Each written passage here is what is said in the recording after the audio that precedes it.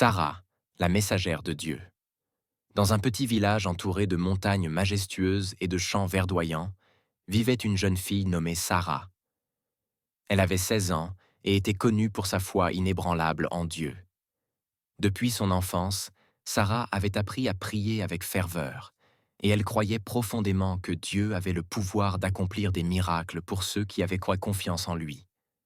Sarah vivait avec sa mère, une veuve courageuse qui travaillait dur pour subvenir à leurs besoins.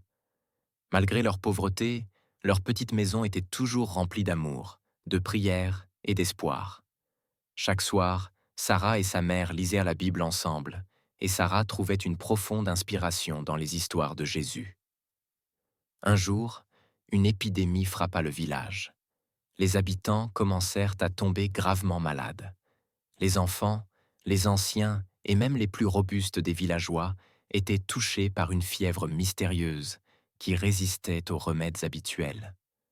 La peur se répandait et beaucoup perdirent espoir. Sarah, cependant, continua de prier avec ferveur, convaincue que Dieu pouvait intervenir. Une nuit, alors qu'elle priait seule dans sa chambre, Sarah eut une expérience étrange.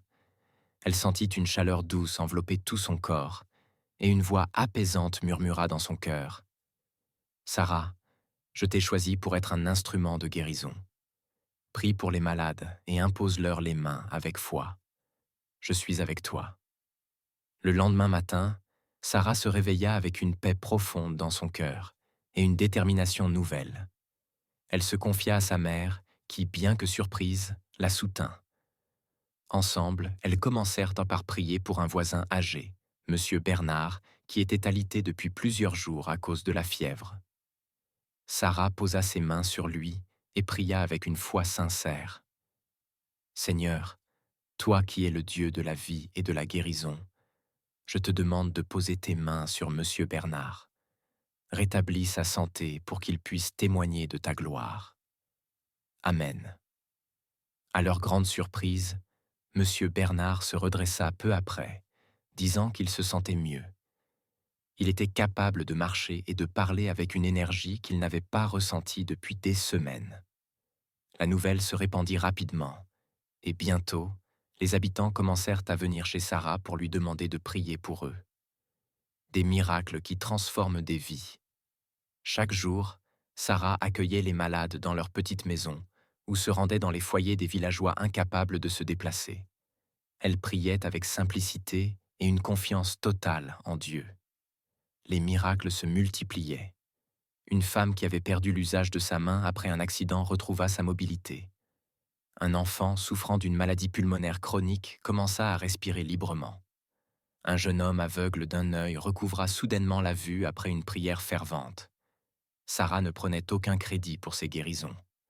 Elle répétait sans cesse aux gens : « Ce n'est pas moi qui guéris, c'est Dieu qui agit. » La prière est puissante parce qu'elle nous connecte directement à lui.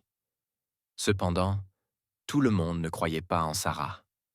Certains villageois étaient sceptiques et pensaient qu'elle n'était qu'une fille naïve ou qu'elle faisait semblant. Un groupe d'hommes influents du village alla même jusqu'à accuser Sarah de sorcellerie. Ils dirent qu'elle trompait les gens et que ces miracles n'étaient qu'une coïncidence.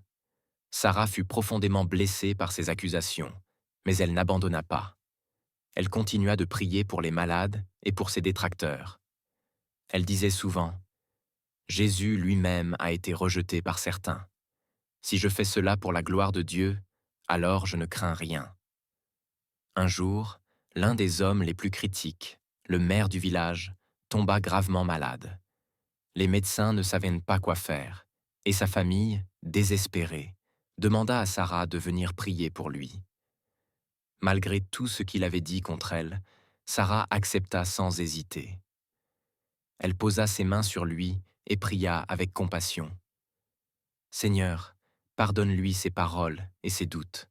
Montre-lui ta gloire en lui redonnant la santé. Que cet homme puisse témoigner de ton amour et de ta puissance. » Le maire se rétablit miraculeusement en quelques heures. Bouleversé, il s'excusa publiquement auprès de Sarah et devint l'un de ses plus grands soutiens. Avec le temps, La réputation de Sarah dépassa les frontières du village. Des gens venaient de loin pour recevoir ses prières.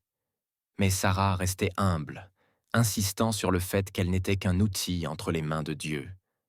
Elle organisait des rassemblements où elle enseignait aux gens l'importance de la foi et de la prière.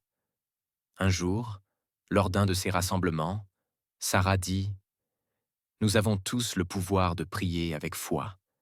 Dieu n'écoute pas seulement mes prières, mais les vôtres aussi.